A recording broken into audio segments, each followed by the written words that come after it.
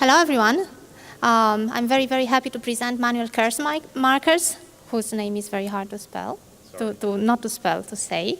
And he's one of the founders of Abbey Games, who made games like Reyes and Renowned Explorers. And he has a very interesting story to tell about a game that launched and didn't do as good as they had hoped, but then it became a big success. The kind of success that Steam constantly uses Valve constantly uses in their presentations about Steam and best practices on how to take care of your game. Okay, so welcome and go ahead. Okay, I will. Okay, thanks for the intro and the applause and coming over here. I think it's really good that you're coming to a business talk. Did you also go to the talk from Frederick next door? Like, show your hand if you did. Like he said, it's very important to talk about business. I will also be talking about our games and our studio story a little bit. But I try to aim this talk also at students so that you start thinking about the success and failure of your future projects.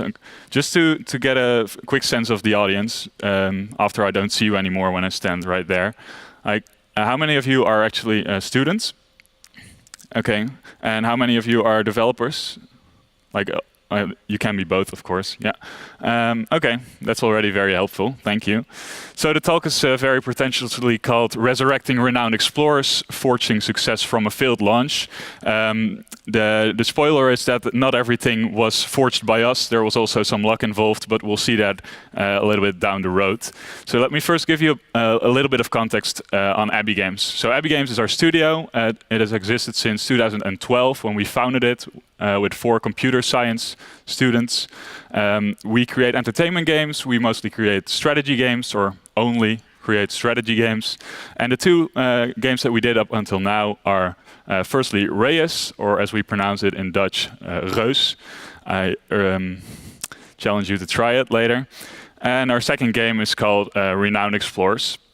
And that's been out for a year, and Reyes has been out for about 3 years now. It launched in 2013, right before Steam went full on open for everyone on green light. So the story of Abbey Games really starts with the story of Reyes, as the 4 founders, one of which was me, were in university, and we thought like, hey, we think actually a career in games is a real thing, which I refused to believe for a while, even though I really wanted to have that. And we thought like, okay, so we need to get a job somewhere in games, and probably the easiest way for us is to start a company. It's not the easiest way to start a company if you want to be in games, so I wouldn't advise for that. But at the time we thought that there are lots of students in the Netherlands studying games, some tech, some art, some design, and it's really hard to get a job opening there. There aren't as many big studios as there are in Sweden, I think. There's only Guerrilla Games, which is actually AAA. So we thought, okay, if we're going to have a studio, we need to have a really good game to kick it off with. We need our debut. And our debut was going to become Reyes. We thought black and white was really cool. We all know black and white, populous. So these are the first God games. And there aren't that many God games. And we thought we should fix that because lots of people actually want a new God game. And we think Steam might really profit from a God game because at the time there were very little simulation games. So we decided to work on this really big project. The only problem is that God games are one of the most complex genres to create because you have to do a lot of strategy. Strategy games are already complicated to create due to their systems. But there's also a lot of simulation in there that you also have to do. And it was our debut, so we didn't know whether we could even finish a game at that point. Still, we started working first in this basement where there was no real daylight. There was only bright artificial light, and we were just working there all the time after courses. We were still studying as well. That was our trick to create a game on no budget. We just kept studying, and in the meanwhile, we finished our game. Took us 1.5 years in the end. I won't tell the full story on Reyes because by now it's 3 to 5 years ago, which is already kind of outdated in this really fast-moving industry. But the most important thing to know about Reyes is that Valve actually saw that it was a missing game on Steam. Like there are not that many simulation games on Steam, at least at the time. They wanted it on there. When you were on Steam before August 2013, and we were on Steam May 2013, you could actually get a lot of exposure just because there weren't that many games yet on Steam. Of course, right now that's very different. We also released some good old games, but Steam was definitely more important in that regard. And we released it, and it did very well for us. It did well enough for us to keep continuing our studio. So we were, of course, very, very glad that our debut worked out. But again, this is all the past, and I want to look more at the future because I guess that's what all of you are busy with your future. So I just wanted to take a moment to think about that. Like when our dream, when we were in college, our dream was to have our own studio, create a cool game, have it sold, and have our career in games. Like what is your dream? That's basically my question. Is your dream to just simply release a game, which is already one of the most difficult things I've did in my entire life? Is it maybe working on a hit title? Is that what your dream is if you're studying games or if you're just starting out with your studio? Is it building your own company? That's a whole challenge in itself and should never be underestimated, like I did it at the start. Or is it perhaps all of the above? These are all able to be combined. And if you have this dream, then you're probably expecting some sort of outcome. So that outcome can either be successful or it could be a failure. And that's very problematic because you don't want your future to fail generally, at least not constantly. So have any of you seen Indie Game the Movie? Yeah, so Indie Game the Movie is like the prototypical indie game success. One of the early success, or many of the early indie game successes are visible in that movie, and it shows like people working really hard in isolation. They have a difficult time emotionally, but also financially sometimes. They work really hard and they don't know, they're unsure about their future, but once their game is out, at least the people in Indie Game the Movie, they become very successful because they can show their game to the world through the means of digital distribution, which is a true savior for small studios like ourselves. And they basically have success. So their hard work, their dark times, they paid off. But the opposite thing, like failure, nobody hears about your game, could obviously also happen. It's not that spectacular, not that glamorous, so that's why it's often not in the movie. It wasn't in that movie, and there aren't that many movies about indie games. But it's really important to think about failure. What does that mean for you? Does that mean that you have to find another job in the games, or you have to find a totally different job? Does it mean you never want to work on games because of the sour aftertaste of such a failure? So success and failure, it's really important, of course, to think about. But what does it mean? Like, there are many ways to define it. I think Warren Spector said it earlier, like you can have all your own criteria for success. But if you're running your own studio, or if you're somehow financially dependent on the release of your game, you definitely have to look at the revenue or the units sold. So what I want to show you is like the graph of how our launch sales went. And I won't show you the exact graph because I'm not allowed to. But what I can show you is a really good approximation which shows when the important moments in our game cycle or life cycle of Renowned Explorers, our second game, were. And this is data that developers often do not share, so I hope you'll take this and do something useful for it, for your own future, for when you release your own game. So just to check how many of you think about this sort of stuff, I want to do a quick quiz. So when you launch your game, say all the way on the left, so this is on the x-axis you see dates, and on the y-axis you see revenue. You can see this dollars per day, but for this purpose you can also just see it as units sold per day. Like, what do you think this looks like in, say, the first 1 or 2 months? Will it look something like this, where you, and I'll ask you afterwards to pick one of these. Like, will it look like kind of steady? You sell about the same number of units every day because new people learn about your game, and nothing changes. So why Would there ever be a difference? Or will it gradually increase as more people learn about your game? Will it maybe gradually decrease as the hype blows over? Or will it decrease very fastly after launch?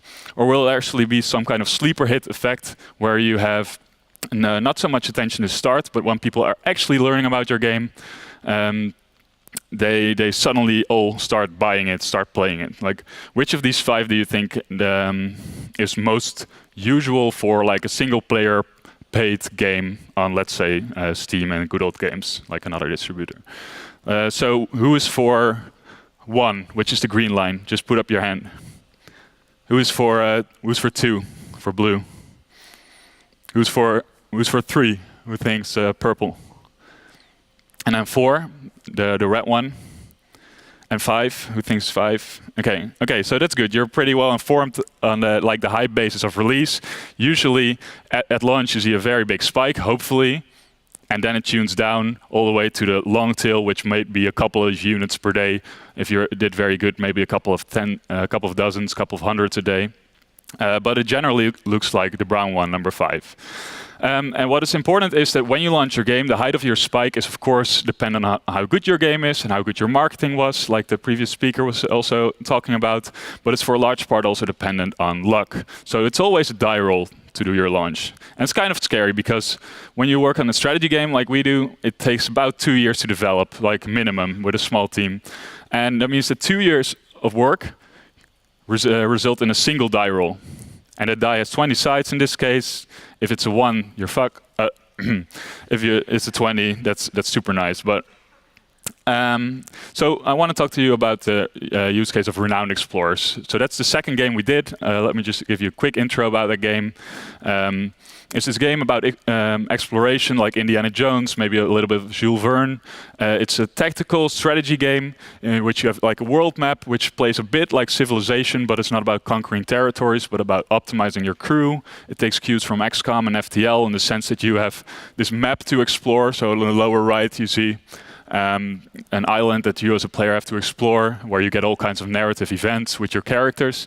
On the top right, you see our tactical combat, except that's not really combat, because 2/3 of the time you're actually using emotions to convince your opponents. For example, you see Agatha, who is a German school teacher.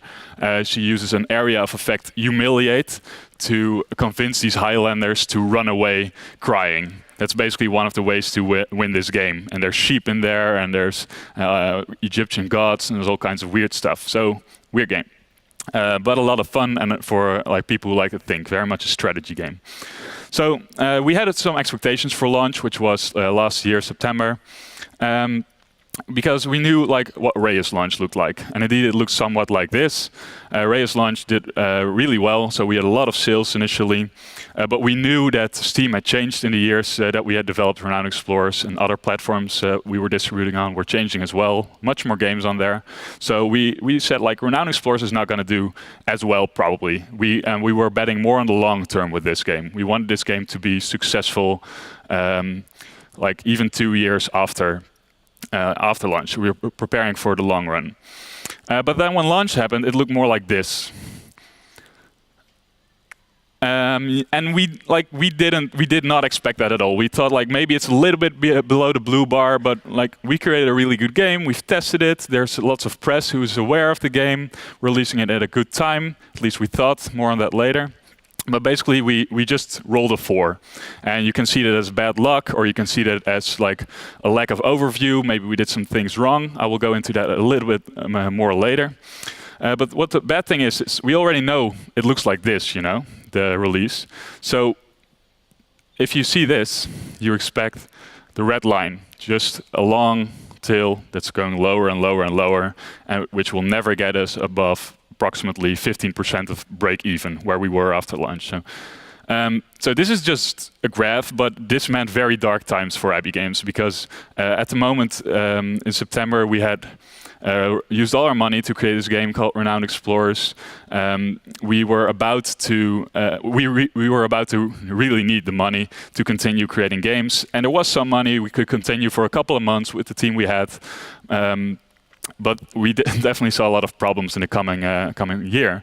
So we were kind of growing desperate at that moment. We thought like, okay, we've betted everything on this one game. We invested all our Reyes finances in there, and now it just fell down flat on its face. Well, not flat. I mean, you can be happy with these sales, but it was definitely not break even at all, which we would need to sustain our studio. But then after a month or so, we started like coming to our senses, and actually we thought like, hey, this model of just a single spike, it's actually really outdated. Now that we have long-term support, there's the community hub on Steam, for example. Many games do a lot of DLCs. We heard Paradox talk about long replayability, and actually we created Renowned Explorers. We remembered that for the long term. So why not try and save this game, like Resurrected, as the title suggests. And Lars Doucette, who is a developer of Defender's Quest, he actually wrote about something called the Stegosaurus tail. It means that you have your release spike all the way there on the left, but you get loads of spikes later, which means that the actual big amount of revenue for your game will be way down in the future. So I guess this is a line of about 3 years, 2 years maybe, I don't know exactly, but you can look it up on Lars Doucette's blog. So we thought like, okay, we rolled a single die. What we actually should do is we should start rolling more and more dice, because eventually it's going to even out. If we choose the right dice, we will find a way to make this game successful. That might be a naive thing to think, depending on what game you created, but again, we'll look a little bit about whether or not we were naive in that regard. The first problem was, though, what dice do we throw? This is going to be a very hard thing to come up with, because if you've ever tried to market your own game, you know there's tons of things that you can do. You've read all about it online, perhaps, and you can do all these different things. You can like talk to press, you can create a trailer, you can go to events, you can show at a booth, or you can just start networking. You can make a funny image, or you can start doing a lot of social media or blogging. And you can do all of these things, of course, but you only have so much time, and you also have to work on your game. So what do you do? Which dice do you throw? And for that, we just started looking at Renowned Explorers. So why did our launch actually fail? And which dice can we throw better, or which dice can we improve? So we looked at, of course, the initial thought is like, is our game poor? Is it simply a bad game? Is that why people don't buy it? Well, we didn't really think so. There were still like thousands of people that bought it. It wasn't enough, but enough to get a good sample of whether people liked it or not. And people gave us a 94% approval rating on Steam, which is like, that's really high. It's in the top 10% of the games. And people were playing this single player game for more than 15 hours on average, which is also really long for a single player game. It's more something you would expect maybe from local multiplayer game or something something multiplayer even. So we thought like, that's probably not it. People are enjoying the game. They're all saying they like it. The reviews are good. So it's not our game is poor. Maybe our visibility is poor. We didn't do our marketing very well. Was that the case? Well, if we looked at the stats, so some storefronts, they provide stats in how much your store page has been visited, or how much people looked at your banners, that sort of stuff. And we saw actually that we were quite above average in that regard. People had looked at our screenshots, they had seen our store page more than enough. So our visibility wasn't really a problem. I mean, we didn't have like hundreds of articles online, but we had visibility. So maybe our proposition then was poor. So now we get more into the marketing stuff. There's more things important than just having a good game and having it being discoverable. Like maybe our proposition was poor, but we knew that people found the price, 20 euros, $20, fair. After they bought it, they were always satisfied with paying that much. They even played it for hundreds of hours, and they thought, like, why is this game so incredibly cheap for that amount of gameplay? But it was only after they've bought the game, so that was kind of a problem. So maybe our credibility was poor. People didn't really believe that our game would be worth it. And then we were getting somewhere. Like we hadn't had that much press initially. We didn't have this surge of articles at our launch, because somehow we managed to release on the same date as a little game called Metal Gear Solid 5 Phantom Pain. And that was not very smart. We thought, like, that's not a strategy game. We might compete on a whole different front. But no, all the media were talking only about Metal Gear Solid, of course. So this was a dumb mistake. Another thing is like, is our communication poor? And for that, I actually want to look at the screenshots I showed you a little bit earlier for Renowned Explorers. And they look very nice. Like, our objective with Abbey Games is to create strategy games for people who don't necessarily like war. So they like maybe a more optimistic worldview, but they still want to put their head in the game, want to think a lot. Maybe a little bit like Roller Coaster Tycoons used to be, or Evil Genius, or like fun stuff, but still strategic. But what we did when we started looking at our screenshots was we focus a lot on the characters. It's a party RPG in some sense, so characters are very important for us. We use them in our marketing, put them in the front, and they're a main factor in the game. We did a very colorful world, very colorful art. And we did another thing. We did like an Indiana Jones adventure theme. And adventure themes are always cool. There aren't enough of that. And it fits well with the idea of XCOM, where a band of like a band you put together is actually starting to go into missions and expeditions. But those are three elements that are very much associated with another type of game. Like maybe you have it already in your mind. Casual games. Casual games rely very much on color, nice cartoon-like characters, and often also an adventure theme, like a Temple Run, or like the puzzle games where you're in some kind of temple theme. So we didn't notice this, and people really thought that our game was a casual game. Well, in fact, it's much more like a hardcore game, where you can have hundreds of different strategies. You have 20 crew members that you combine in crews of 3. There's hundreds of treasures to find. So we've got more events than FTL. There's like people play 200 plus hours, still discover new things, up their high scores. But this was at all not our communication. Like, we put it in the text, of course, but the screenshots communicate something very differently. So that was one of our main observations. And we thought, like, if we can improve this, we might turn this whole thing around. So we started working on that. We started at this point, more or less. So it was still looking kind of grim. We had the following observations: high quality, high interest. We had a lot of wish lists. Credibility might be a bit low due to lack of a press surge. And the communication is poor. As one player put it later, we asked people later why they didn't buy initially. I saw this game when it came out, but after taking a look at the screenshots, I immediately closed the page. I had no idea how the game works, and I didn't want to bother reading because it looked like a simple mobile game to me. Of course, this was valuable feedback for us, but this only happened after we got a new spike of sales. So nobody was telling us this. We just had to figure that out on our own, and it's harder than you think to think bad of your baby that you've been working on for 2 years. I'm a programmer, by the way. I haven't told you that, but I did a lot of the gameplay programming on this project. So our actions were, or our strategy was to focus on the future of Renowned Explorers, make people see that this game would definitely live for a long while, so that people could think like, hey, this is the 3rd time I've heard about Renowned Explorers. Maybe there's something more to it that I didn't see on a superficial layer. Of course, experiment with discounts down the line, but initially we said we're going to do a free DLC to get some more attention with the game, focus on the community, because we actually had the players that bought it were really engaged with the game. So we had a really tight-knit community. If you have a replayable game, I really suggest you interact with them a lot early on. So we did something like a weekly challenge that I'll show you in a minute. We started changing the banners to emphasize our communication more towards hardcore strategy and less towards the casual games that might have been our big mistake. So the weekly challenges are something that's easy and cheap to do. Let me just look at the time real quick.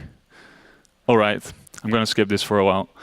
But it's basically just a forum-based challenge where we ask people to interact with our games differently, and it has lots of results. So what were our expectations here, and what were our results? We thought, like, we will get a second launch this way. If we have a new product and we can negotiate with Valve to put us on the front page again and with our other distributors, we might actually get another release spike, just like in the Stegosaurus tale. We want some goodwill around the DLC because it's going to be a free extra content update. Some interaction on the forums, a new player peak, and maybe 1,000 new sales, which would be very welcome at that point. And indeed, all these expectations came out, and some of them even higher. But the best thing was that at this point, we rolled another die. We rolled a natural 20, like the highest thing you can throw on a die.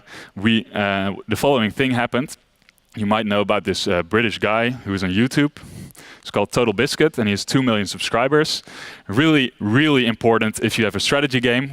Of course, we tried contacting him multiple times, send him our key for the game so that he could play it, but he never really got notice of the game, which isn't weird because 600 games a year reach him, so how does he choose?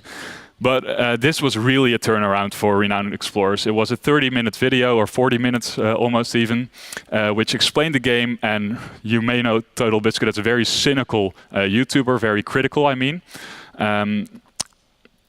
But he was very lyrical about the game. He named it as one of his top 10 games in the year. And that's rather rare for him. So this happened. Basically, he was our savior. Abbey Games is down there. He was our savior. "You have little faith," he said. "Why did you even doubt?" And we doubted because, you know, things were looking grim. And this person, like, this is the end of the quote that you saw before, because it looked like a simple mobile game to me. But this person actually said this after seeing the video, like many other players. After watching the video, I see I was very wrong. The game has a nice amount of depth, and it's quite interesting. So you really need to show people the depth of your game, like what the actual experience is. Or like Armin said, the previous speaker, like make a game that's easy to market and not a game that looks like a casual game but actually a hardcore strategy game. So this gave us our first Stegosaurus spike, which was really awesome. Like there was some video earlier, but it didn't do as much. So another event we did was with Halloween. It was small in impact and investment, but the thing I want to give you from that is we had very specific expectations. We did a kind of a community contest where people had to work together to solve a big mystery in the game. And we had very specific expectations, like that many players, that many sales. We expect people to post some pictures. And some of those came out and some didn't. But this helps you to view a single event in your marketing or in your launch, not only as a success or a failure, but as something much more nuanced. You succeeded in some of your goals and you failed in others. So you can still improve as long as you keep improving on your failures and keep repeating your successes. So it's not enough to simply think of it as a binary result. So the third thing we did was an expansion. We knew the game could be improved. It was one of our main observations at the time. But we also knew that there were now enough players with the new video and the winter sale that came later that year. Commitment works. So we had promised people to do loads of patches all the way through the rest of the year.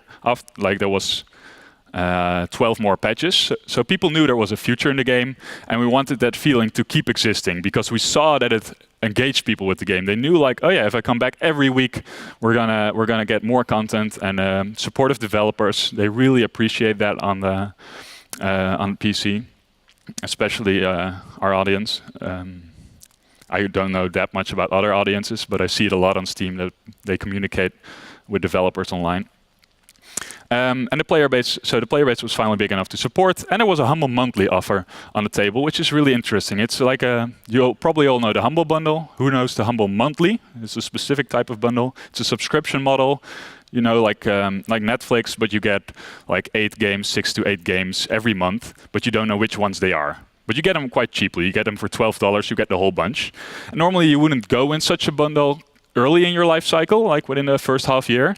But we decided, like, if we do it now, that actually might be sort of a seal of approval. It might show, like, it might increase our credibility.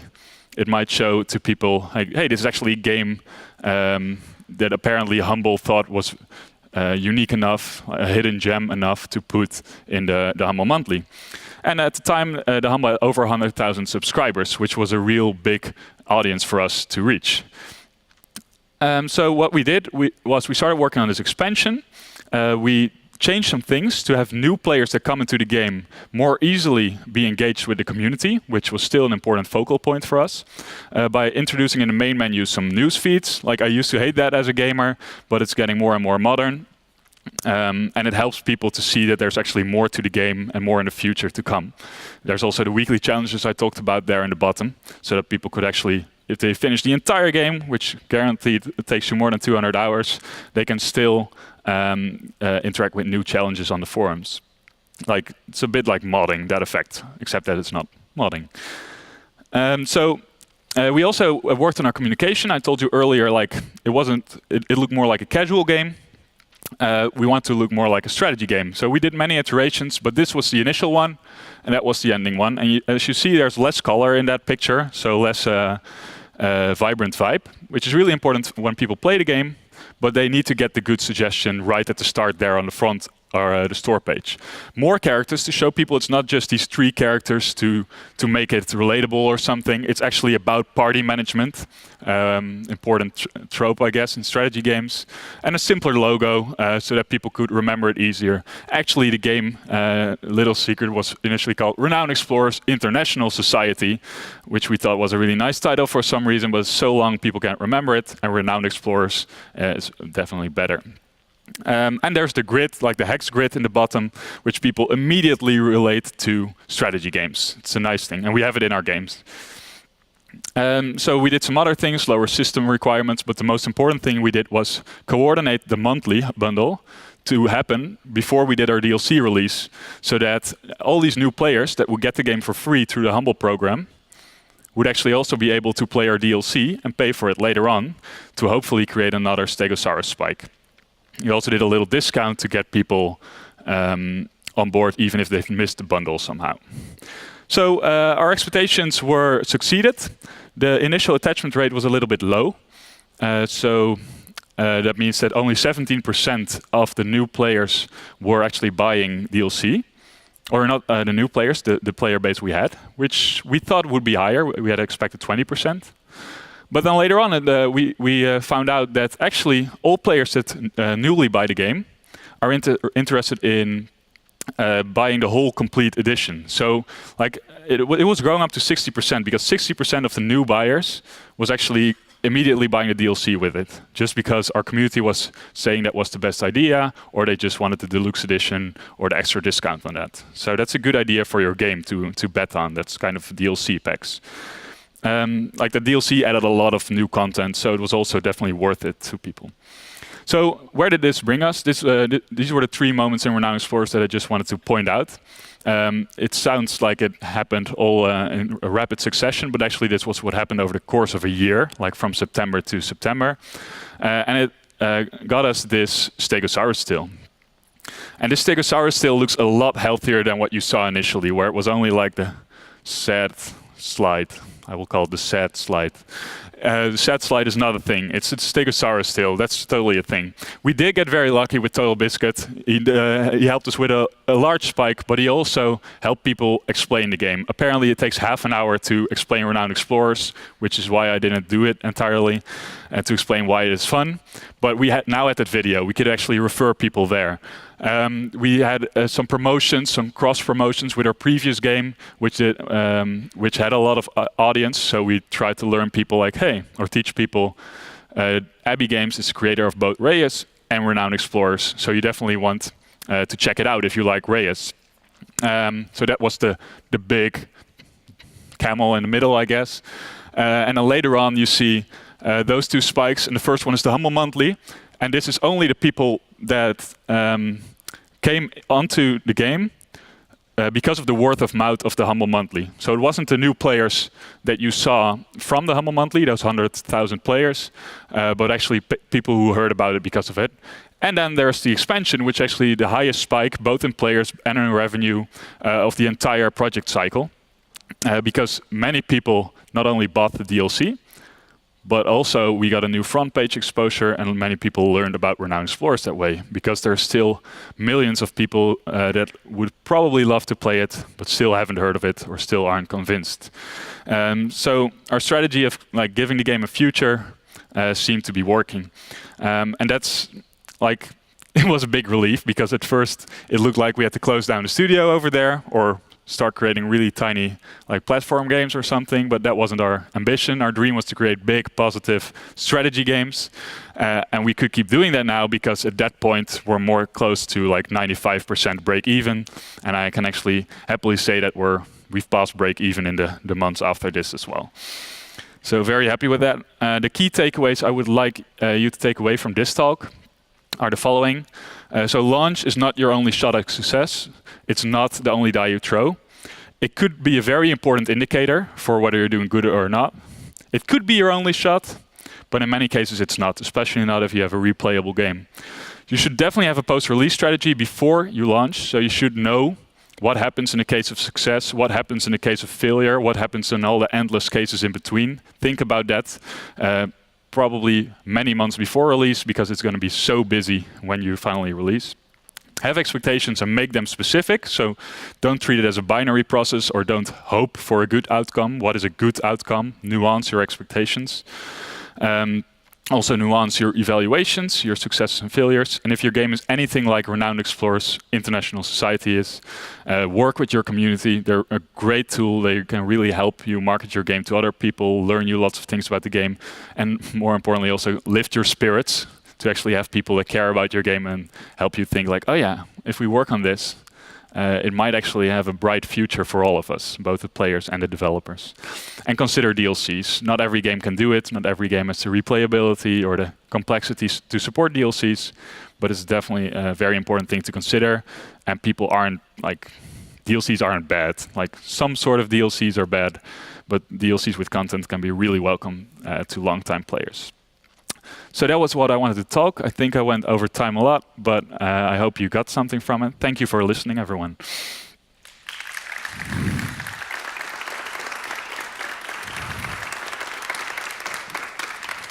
So do we have time for one question?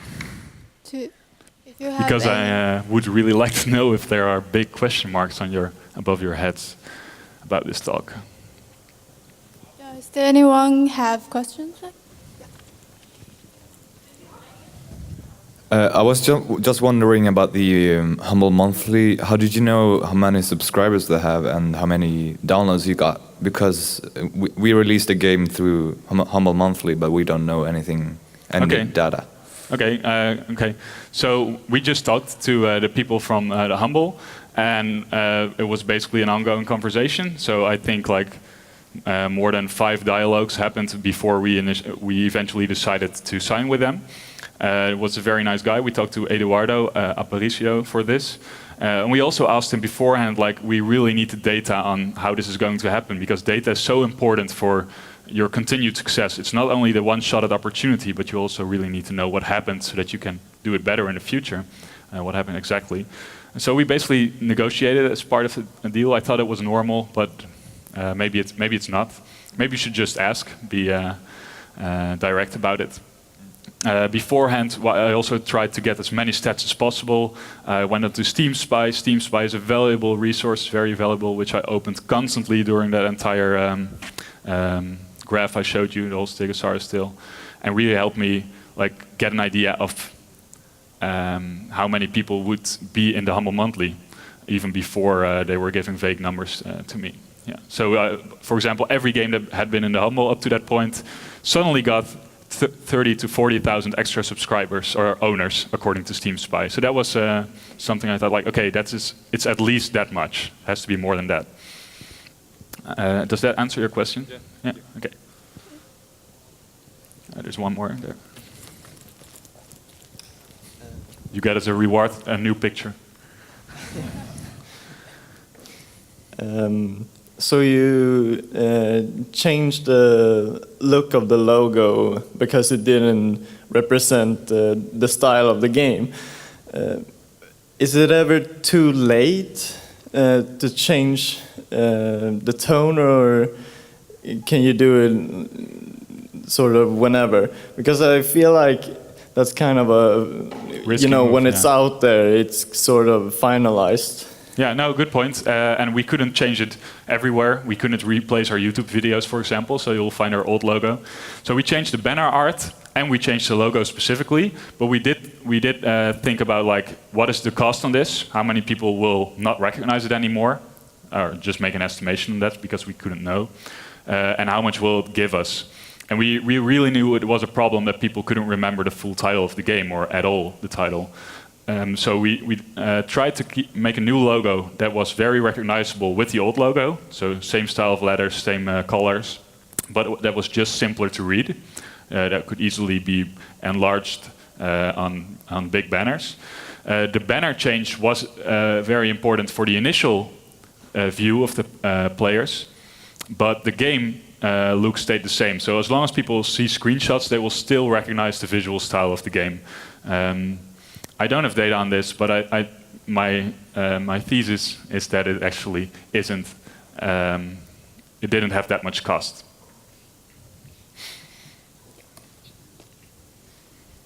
There's one more question there. Yes. So you get another reward.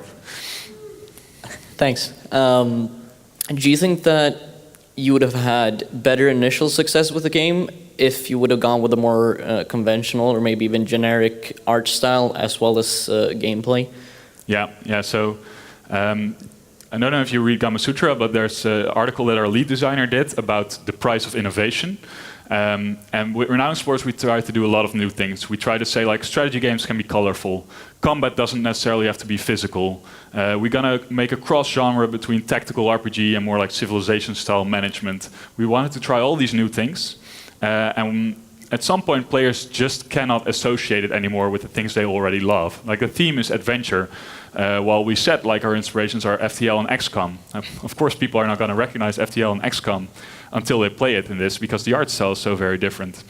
So yeah, I do think our game would have been initially more successful, and probably on the long term as well, if we had stick more to conventions. So I think there's an important quote by Sid Meier of Civilization fame and other games, who says, well, it's a Civilization designer. I'm not sure if it's him or one of the others, but like, keep 33%, improve 33%, and do 33% entirely new. So don't do more than that new. Don't make an entirely new game. And I actually think it's less than that. Just a small percentage of innovation is the best, because it costs a lot and it detaches your game from people's associations. Does that answer your question? Cool. There's one more picture. Can I say? Yes. Any other problems? Okay, that's okay. If you're shy, you can also ask me questions in the hall down there. I'm still here until tomorrow afternoon. Thank you all for listening.